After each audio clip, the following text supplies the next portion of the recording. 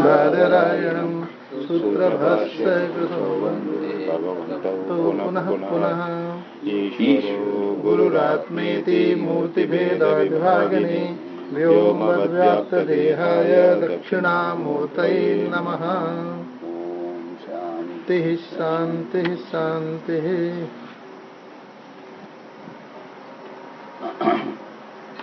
सारा उपनिषदों का सार है। शंकराचार्य जी ने कहा है, श्लोकार्थेन प्रवक्ष्यामि ब्रह्म सत्यम जगन मिथ्या जीवो ब्रह्मणात्मा। अब ब्रह्म कहने से ब्रह्म ब्रह्मणी ब्रह्मणी नपुंसकलिंग है, पुल्लिंग नहीं, ब्रह्मा नहीं, चतुर्मुख ब्रह्मा नहीं। ये जो ब्रह्म है सर्वव्यापक, जिसे हम लोग देखते हैं आपका नक्षत्र, नवग्रह, सूर्य, चंद्र, तारामंडल, इन सबको मिला के एक ब्रह्मांड कहते हैं। ऐसा बहुत से ब्रह्मांड है। इन सब एक एक ब्रह्मांड में एक एक विराट पुरुष रहते हैं। उस ब्रह्मांड में जितना जीव रहते हैं उनका समष्टि स्थूल शरीर अभिमानी देव को क्या कहते हैं? विराट। ऐसा ही सभी ब्रह्मांडों में मिला के एक ही रहता है, उसको हिरण्यगर्भ कहते हैं, सूत्रात्मा कहते हैं। वो सभी ब्रह्मांडों में रहने वाला सूक्ष्म शरीर अभिमानी देवता। एक तो एक एक ब्रह्मांड में रहने वाला स्थूल शरीर अभिमानी देवता हो गए विराट।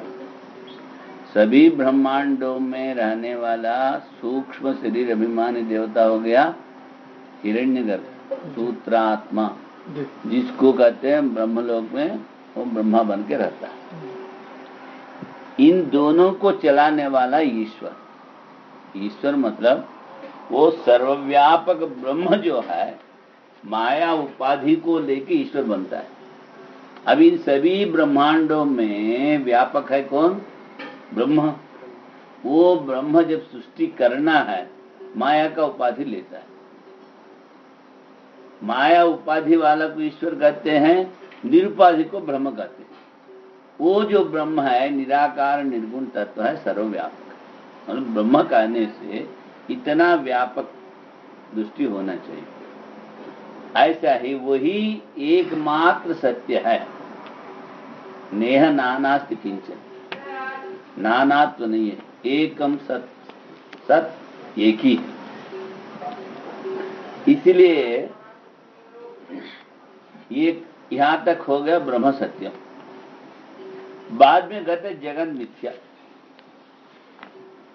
मिथ्या मतलब नहीं है, ऐसी बात नहीं। सीप में आप चांदी को देखते हो, जब उठाने के लिए जाते हो चांदी नहीं मिलता है, सीप मिलता है।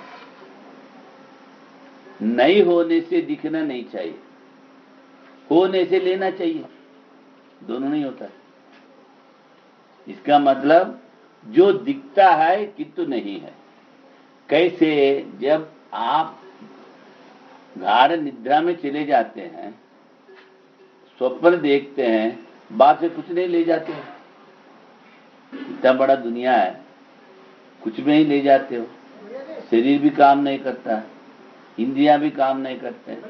स्वप्न में थोड़ा मन काम करता है, और सुषुप्ति में वो भी नहीं है, कुछ है ही नहीं। मतलब जो जागृत अवस्था में जिन जिन चीजों से आप अनुभव कर रहे हो, शरीर, इंद्रियां और मन, तीन चीज जागृत में, ये तीनों सुषुप्ति में नहीं है।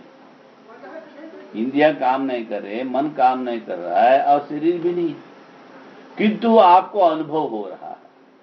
क्या अनुभव हो रहा है? मैं सुखपूर्वक सोया हूं, कुछ नहीं जानता। फिर सुख को अनुभव करने वाला कोई ना कोई होना चाहिए ना। शरीर से, इंद्रिय से, मन से अतिरिक्त क्यों ये तीनों काम नहीं कर रहा है? इससे अतिरिक्त कोई ना कोई होना चाहिए जो अनुभव कर रहा है। किसका? सुख को। मैं सुखपूर्वक सोया हूं, कुछ नहीं जानता। उसी को हम लोग कहते चेतन, स्वयं प्रकाश, जो उसी चेतन को हम लोग आत्मा कहते हैं, है ना। अब स्वप्न में बाहर बत्ती बंद, कमरे में बत्ती बंद, आंखें बंद, प्रकाश दिखता है। कहां से आया? बाहर से तो नहीं आया, भीतर से। इसलिए वो आत्मा स्वयं प्रकाश है, वो एक ही है। और तीसरी बात क्या कहते हैं शंकराचार्य जी, जो जिसको आप आत्मा कहते हो, स्वयं प्रकाश जो चैतन्य है, वही ब्रह्म है। महावाक्य यही तो बोल रहा है, अयम आत्मा ब्रह्मा हम ब्रह्मास्मि तत्त्वमसि। मतलब एक ही वस्तु है, बाकी सब मिथ्या, दिखता है नहीं है।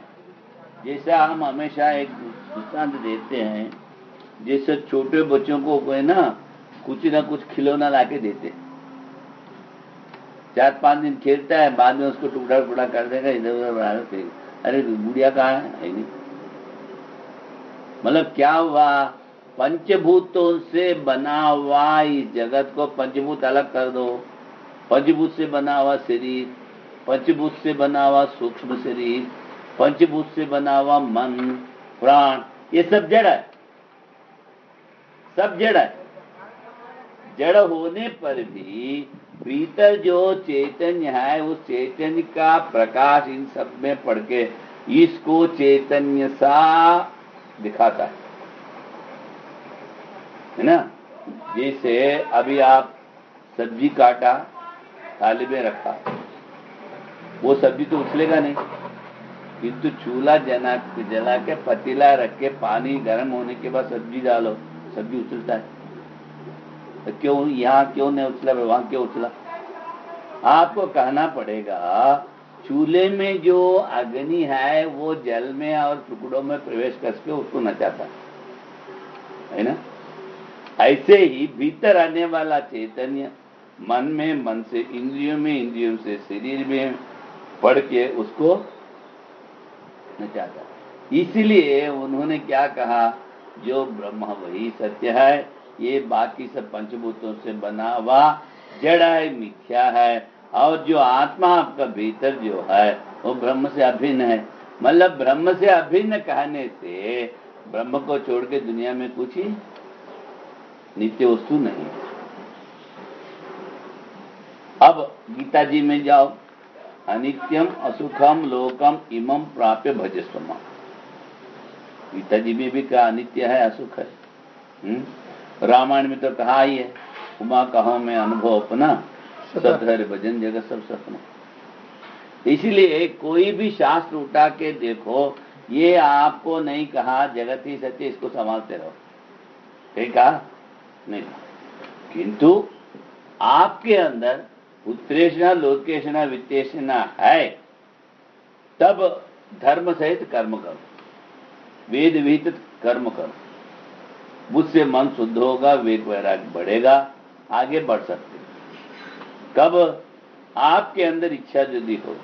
जिसके अंदर ये तीनों इच्छा नहीं है, उत्तेषणा लोकेषणा वित्तेषणा जिसके अंदर नहीं है, वह वेदांत का श्रवण मनन निध्यासन करे। अब यहां जो कहता है, मतलब थोड़ा इंट्रोडक्शन दे रहा हूं जी। जी। श्रवण करो कहता है ना।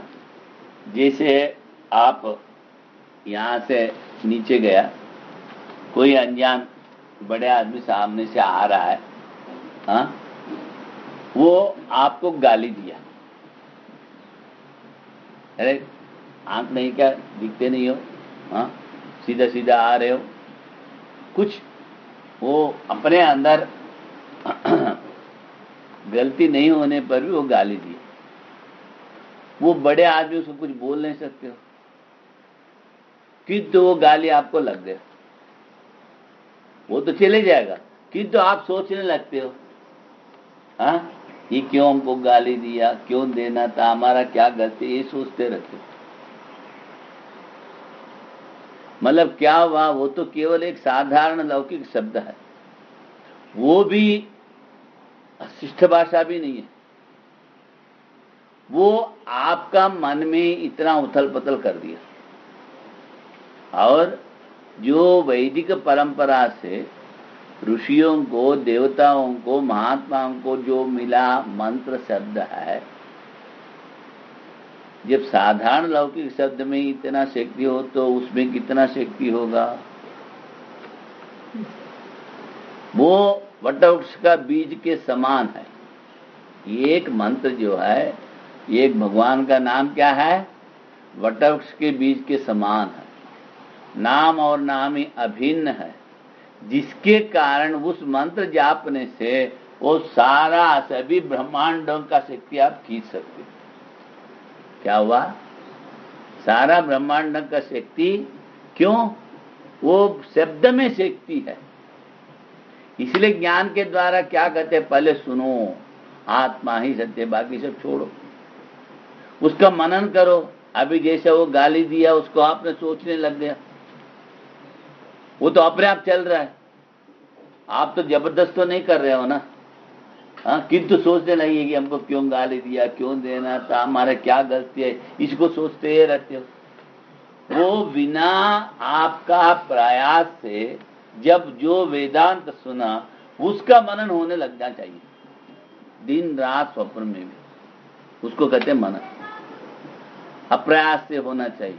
ऐसा मनन होने के बाद मन जब शुद्ध हो जाएगा, वो परमात्मा आप प्रतिष्ठित हो जाओ। ठीक है। और कहा गया है, ये प्राण रहते हुए अपना तत्व को, आत्म तत्व को यदि जान लिया, तुम्हारा अस्तित्व बने रहेगा, नहीं से तुम्हारा अस्तित्व मिट जाएगा। अस्तित्व मिट जाएगा मतलब बस फिर दोबारा जाता से ध्रुवम जन्म से बार बार जन्म लेना पड़ेगा। इसीलिए मानव मात्र का ये केवल कर्तव्य क्या है, अपना आत्म तत्व को अनुभव करना। इससे अतिरिक्त कोई है ही नहीं। वो गृहस्थ रहे, सन्यासी रहे, ब्रह्मचारी, कुछ भी रहे, उसका लक्ष्य क्या होना चाहिए। अब चलो सन्यासी है, वो तो श्रवण मनन ध्यान करेगा, बाकी लोग क्या करेंगे भाई।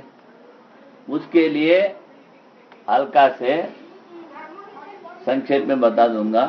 देखो, हर एक व्यक्ति का कर्तव्य बनता है सुबह कम से कम 1 घंटा, आधा घंटा, पौना घंटा ध्यान करें, कुछ अपना इष्ट देव का ध्यान करें। वो ध्यान करते समय कम से कम 5 नियम पालन करें। जो भगवान का नाम लेते हो, नाम, उसका स्वरूप, उसका गुण, उनका लीलाएं, सबसे ज्यादा उसका सन्निधि। परमात्मा तो सर्वत्र है, तुम परमात्मा में हो, तुम्हारा भीतर परमात्मा है, परमात्मा सर्वत्र है, फिर भी मुख लटका के घूमते हैं लोग, मैं भगवान को नहीं जाना हूं बोलते। क्यों? एक ही मन दिया है, मन ले जाके तुम दुनिया को दे दिया जो अनित्य है, परमात्मा को नहीं देते हो, जिसके कारण भटकना पड़ता। इसलिए इस प्रकार ध्यान करें। 5वां जो है सन्निधि, मतलब परमात्मा है, मुझको देख रहा है, मुझ में है, मैं उनके लिए ही कर रहा हूं, दूसरा कोई चिंता नहीं होना चाहिए। इस प्रकार दिन में आधा घंटा, पौना घंटा, 1 घंटा जाप करो, ध्यान करो। उसके बाद जो है गीता जी में कर्म योग बताया, उसके लिए क्या है, उसका भी 5 नियम है। पहला है ईश्वरार्पण बुद्धि। सभी शास्त्रों में कहा परमात्मा सर्वत्र है, बचपन से सुनते तो आए हम लोग, भगवान सब जगह है। ऐसा दृष्टि बनाना है, जो काम करते हो भगवान के लिए कर रहा हूं, भगवान ही है, उसी के लिए मैं कर रहा हूं, हमको दूसरा कोई दृष्टि नहीं है। उसको कहते क्या है, ईश्वरार्पण बुद्धि। और अहंकार नहीं रहना चाहिए आदमी के अंदर, क्योंकि जहां अहंकार रहता है वहां भगवान का पदार्पण नहीं होता। रावण अहंकारिता, कंस अहंकारिता, हिरण्याक्ष, हिरण्य सब मारा गए।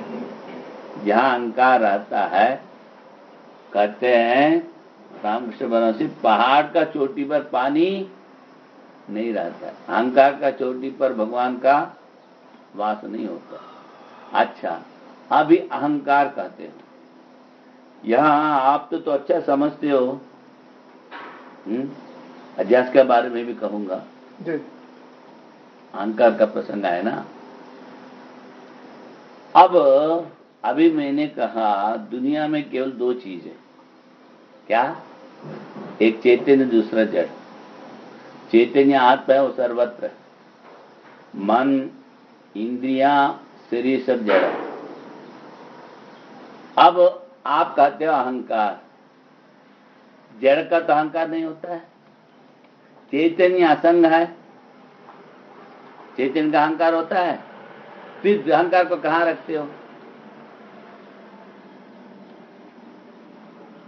आत्मा असंग है, जड़ को कुछ पता नहीं है, फिर इस अहंकार को ले जाके कहाँ रखते हो, हमको बताओ।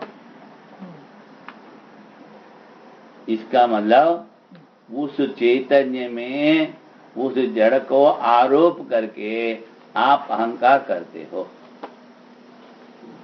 समझ में आया? चैतन्य में उसी को जड़ में चैतन्य का आरोप करते हैं ना।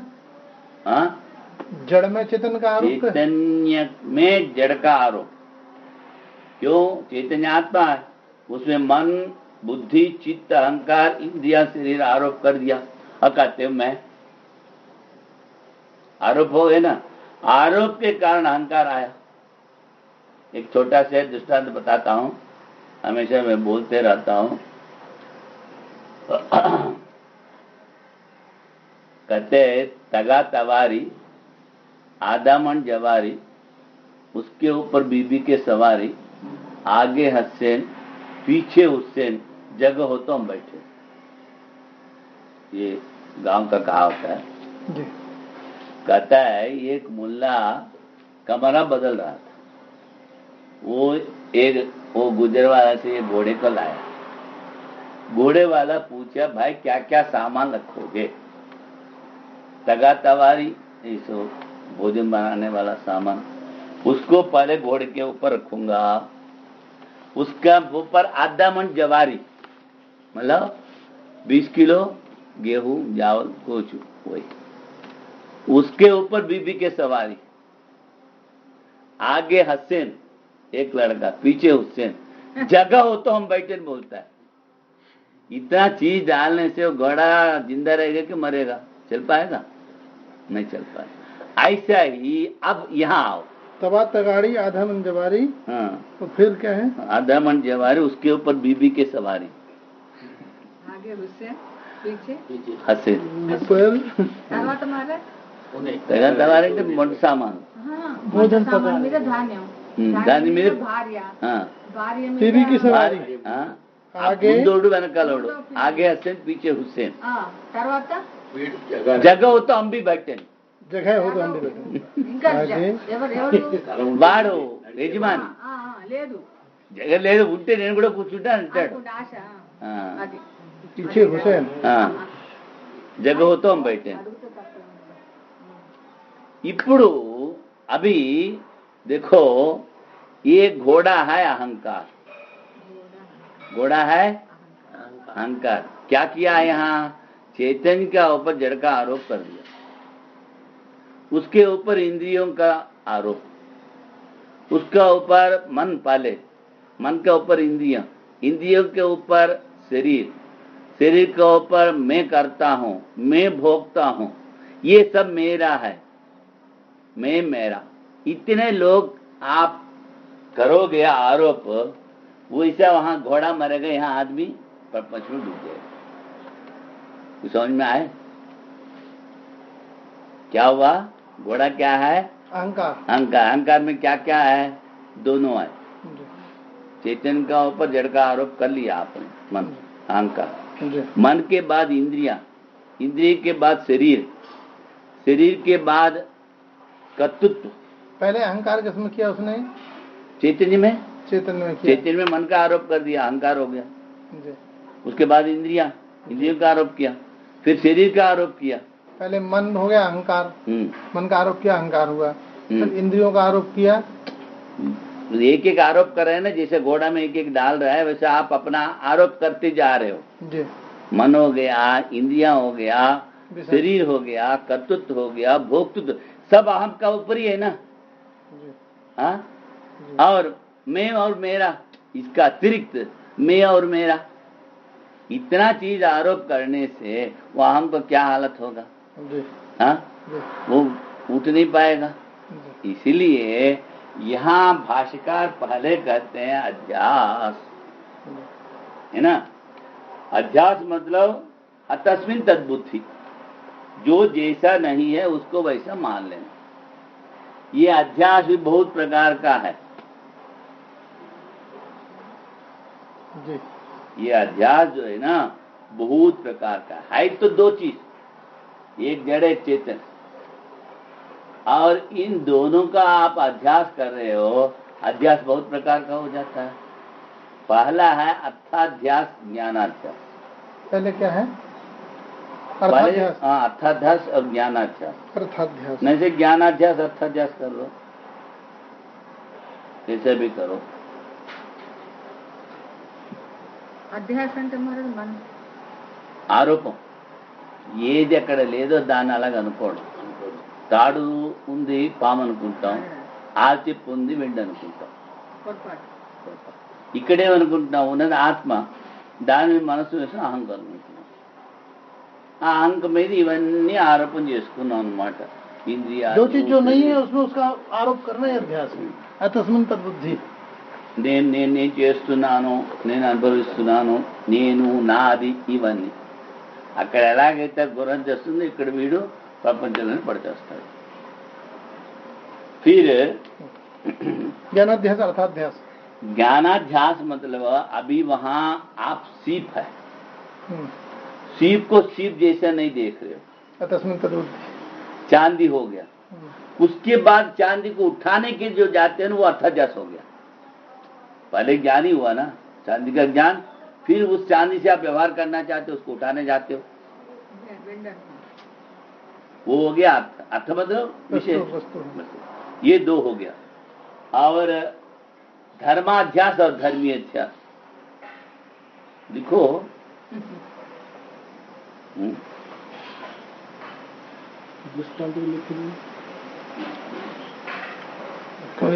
सुक्तो विदं रचितम्. अब एक लोहे का गोला है, उसको आप आग में डाला. धर्माध्यास और धर्मी अध्यास. हाँ, अयोगोलक. ये अयोगोलक किसमें आएगा? इसी में धर्माध्यास धर्मी अध्यास. दृष्टांत, आग में आप लोहे का गोला डाल दिया, थोड़ी देर में लोहे का गोला लाल हो जाता है. लोहे का रंग क्या है? अब हो गया क्या? लाल. अग्नि का कुछ आकार रहता है, अब लाल नहीं, आकार, आकृति नहीं है. आकृति. यहाँ क्या हो गया? गोलक. गोलक मतलब क्या हुआ? एक का धर्म दूसरा के चले गए. धर्म और धर्मी मतलब धर्मों से आस्ति धर्मी. देखिए क्या कहते हैं, धर्म किसको लेंगे? अग्नि. अग्नि धर्म है. दोनों का अब हो गए ना.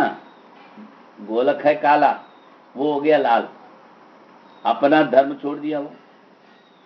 ये धर्माध्यास हो गया. ये नहीं, वो अग्नि का धर्म ले लिया, रंग ले लिया, वो धर्माध्यास हो गया. और धर्मी मतलब जिसका जो धर्म है, जैसे अग्नि है, अग्नि तो उसका कोई आकृति नहीं है, वो गोला का आकार ले लिया. धर्मी अध्यास हो गया. धर्मी अध्यास हो गया. ये इतरेतर अध्यास भी कर सकते हो. ऐसा ही हाई मन और आत्मा. इतरेतर ठीक है, इतरेतर. हाँ, किंतु धर्म और धर्मी एक्सचेंज हो गया ना, इसलिए ऐसा कहते हैं. अब धर्मी माना अयोगोलक को और धर्म माना धर्म धर्मी जी. हाँ, धर्म मतलब अभी अयोग गोलक एक धर्म है। हाँ, हाँ, वो काला है गोला है, अयोगोलक धर्म उसका धर्म क्या है? काला रहता है, काला रंग में रहता है, काला रंग में रहता है, गोल रहता है। धर्म किसका? अयोग गोलक का। अयोगोलक अयोग गोलक कैसा रहता है? काला रहता है ना। लोहा कैसा रहता है? काला रहता है, और गोल है। ये दोनों गोलक का है। और अग्नि का वहां धर्म क्या है? जलाना और उसका वो प्रकाश देना। रंग वो दोनों अग्नि ले लिया, गोलक ले लिया, का धर्म गोलक में है। और गोलक का धर्म अग्नि में चले गया। ठीक है, हाँ? दोनों ही धर्म है, दोनों ही धर्मी। हाँ, दोनों धर्म है, दोनों। अब यहाँ क्या हो रहा है? आत्मा है, मन है, वो दोनों को एक मान लिया। हाँ, और जब मन है जड़, उसको चैतन्य मानते हो। हाँ, और आत्मा का जो चैतन्य का धर्म जो है मन में आ गया, चैतन्य का धर्म। इसलिए धर्म और धर्म एक्सचेंज हो रहा है, ऐसा मान लो। इसको कहते हैं धर्म अध्यास। मन का धर्म हुआ सुख दुख आदि। हाँ, मन का सुख दुख का आत्मा में मान लेते हो, और जो आत्मा का जो चैतन्य धर्म है वो मन में मान लेते हैं। बस ये अध्यास हो गया, अध्यास हो गया। अब दूसरा है एक सोपाधिक अध्यास, निरुपाधिक अध्यास।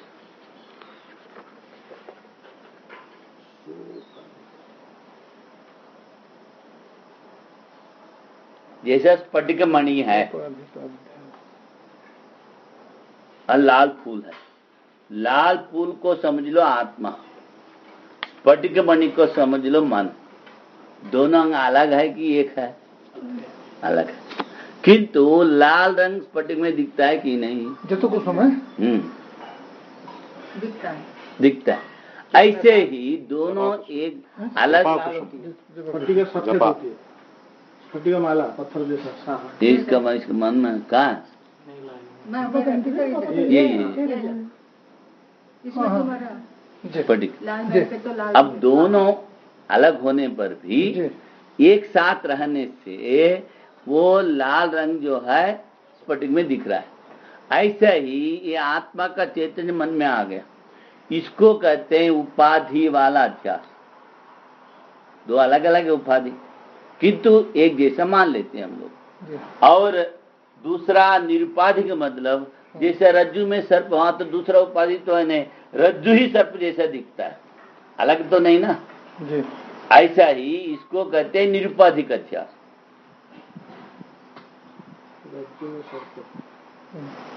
यहाँ तो कोई अलग नहीं है, वहां अलग अलग है, इसलिए उसको सोपाधिक माना, इसको निरुपाधिक। असल में सोपाधिक क्यों कहते हैं कि भाई मन अलग है, वो जड़ है, आत्मा अलग है, वो चैतन्य है, किंतु साथ में रहने के कारण उसका वो जो आत्मा जो लाल रंग है वो मन में आ गया। दृष्टांत के द्वारा समझाना ही है ना, पूरा दासर तक तो जा नहीं सकते समझाने के लिए।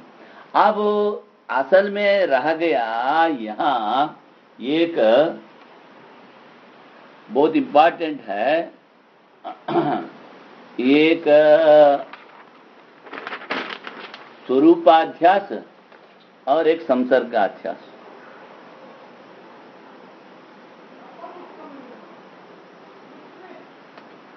अब एक प्रश्न पूछूंगा, उसको उत्तर देना। आप लोग नहीं देना, ये लोग देंगे, आप जान सकते हो। अभी रस्सी में सर्प को आपने आरोप किया, कहते हो सर्प अनित्य है, सर्प है ही नहीं तीनों कालों में। जी। आत्मा में मन को आरोप किया, कहते हो ये जो आरोपित है वो अनित्य है। सीप में चांदी को आरोप किया, वो अनित्य है, कहा दिया, ठीक है। किंतु कई लोग क्या करते हैं, ये शरीर को ही आत्मा मानते, मतलब जड़ में चैतन्य का आरोप कर दिया। पहले क्या किया? चेतन में जड़ का आरोप। हाँ, अब जड़ में चैतन्य का आरोप। फिर जो आरोपित है वो अनित्य होना चाहिए। अब शरीर में आत्मा को आरोपित करने से आत्मा नित्य होता है? अनित्य हाँ? अनित्य माना जाएगा। अनित्य कैसा मानोगे? आत्मा तो अनित्य हो नहीं सकता। जो आरोपित होता है वो नित्य होता है। हाँ, इसीलिए इसको बताया संसर्गाध्यास और स्वरूपाध्यास। वहां जो है संसर्ग तो है, जैसा आत्मा में अनित्यतापत्ति हो जाएगी। हाँ, अनित्यतापत्ति होते। इसीलिए जैसे आप मन शरीर में आत्मा को आरोप किया, यह दोनों को संसर्ग तो है, किंतु आत्मा का स्वरूप नहीं है। आत्मा का एक भाग लिया ना, छोटा से भाग, जैसा एक अंगुली लेके इसको आदमी नहीं कर सकते हो। हाँ, समुद्र का एक तरंग लेके समुद्र नहीं कर सकते, किंतु हाई समुद्र का ही तरंग है, किंतु तरंग को समुद्र नहीं कह सकते हो। सत्य विभेद आपगमे। हाँ, हम नमामि तारंगो ही समुद्र, कुछ न समुद्रो ना तारंग। हाँ, ये दृष्टांत यहाँ लगे। क्यों? तरंग को समुद्र नहीं कह सकते हो। उसी प्रकार ये छोटा से जड़ में चेतन का आरोपित करने पर भी वहां संसर्ग रहने पर भी स्वरूप नहीं रहता है। जैसा तरंग समुद्र नहीं हो सकता है, स्वरूप नहीं रहने के कारण वो अनित्य नहीं होगा। इसको समझाने के लिए कहते हैं। ये क्या हो गया? स्वरूपाध्यास, संसर्गाध्यास। संसर्ग तो रहता है ना, हमेशा रहता है। शरीर का आत्मा का संसर्ग है, आत्मा का रहता है, किंतु शरीर में आत्मा को नहीं करने से, आत्मा का आरोपण करने पर शरीर आत्मा का स्वरूप नहीं है। स्वरूपाध्यास वहां है ही नहीं। जैसा दूसरा ले लो, वहां आप रस्सी में सर्प का आरोप किया, वहां संसर्ग भी है, स्वरूप भी है। यहाँ स्वरूप नहीं रहता है, इसलिए आत्मा अनित्य नहीं होता है। आत्मा का जो नित्य स्वरूप है वो शरीर में नहीं है। नहीं, इसीलिए मतलब उसको क्या कहना पड़ेगा? संसर्ग रहने पर भी स्वरूप नहीं रहने के कारण वहां आत्मा अनित्य नहीं होता। कोई आपत्ति उठा सकता है ना, भाई जो अदृश्य है वो अनित्य है ना, फिर यहाँ क्यों अन्य अनित्य नहीं होता है? तब इसको बोलना पड़ेगा, है ना। ये लिखा है अध्यास भाषण स्वामी जी ने।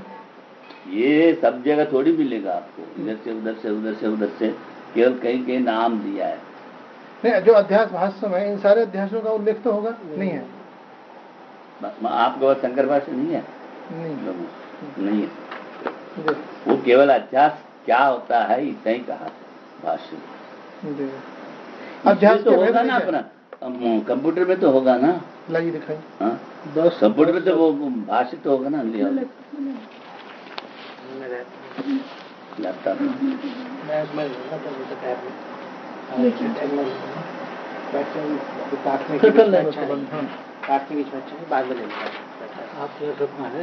हमारे पास लैपी भी है और टैब भी। नहीं, वो है जो सामने बता रहे हैं, वो नहीं है, वो नहीं, वो मैं उसमें ले लूंगा।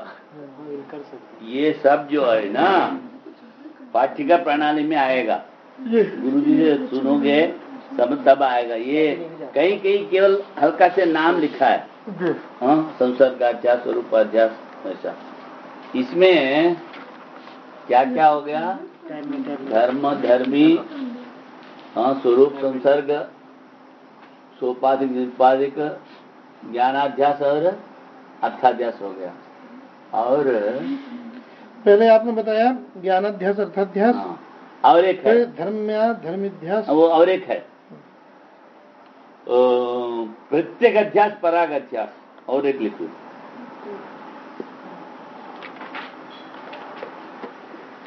भीतर होने वाला को प्रत्येक कहते हैं।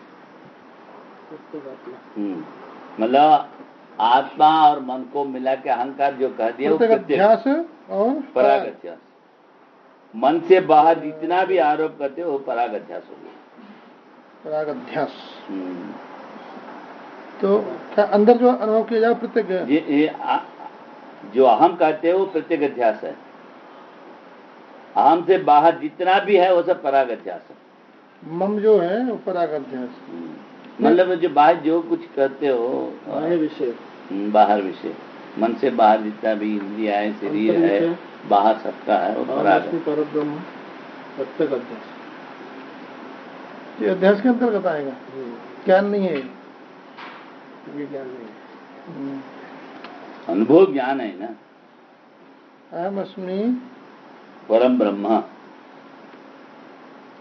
या अहम ब्रह्मास्मि जो कहते हो, पराग अध्यास जो है वो साधनावस्था में शरीर में होना जैसा। शरीर और शरीर प्रसाद दुनिया, ब्राह्मणो अहम, जीवो अहम, जीवो समझो, जीवत्व तो अध्यास ही है ना। ब्राह्मणो इस प्रकार है दो चीज, किंतु अध्यास का नाम कितने हैं? 10 सब करते हैं सभी। इससे मुक्त होना है तभी जीवन मुक्त होता है। देखिए धर्माध्यास, पहले ज्ञानाध्यास, अर्थाध्यास, धर्माध्यास, धर्मीय अध्यास, सोपाधिक निरुपाधिक 6 और स्वरूपाध्यास, संसर्गाध्यास 8, प्रत्यज्ञाध्यास, परागाध्यास। ये नष्ट हो तो ब्रह्म ज्ञान हो। ध्यास दो, आवरण को हटा दो, वो तो अनुभव कर लो। जो जैसा सुख दुखों को मन में अनुभव करते हो, जी जी। मन जब देखो इसमें आपने अच्छा बात उठाया जी। वासनाक्षय, मनोनाश, ज्ञान प्राप्त। पहले वासना है, उसके बाद मनोनाश, उसके बाद ज्ञान प्राप्ति। मतलब इसीलिए गीता जी में कहा प्रजहाति यदा कामान सर्वान पार्थ मनोगता। कोई कामना वासना मन में नहीं रहने तो मन नहीं रहेगा, मन नष्ट हो गया। मन कहाँ हो जाएगा? मन मात्रा में लीन हो जाएगा। आत्मन्येव आत्मा तुष्टा आत्मन्येव आत्मा तुष्ट मतलब मन कहाँ है? मन तो है नहीं ना। नहीं से एकाग्र मन को ले सकते हो, एकाग्र मन के द्वारा मन का चिंतन करने पर वो मन उसमें लीन हो जाता है।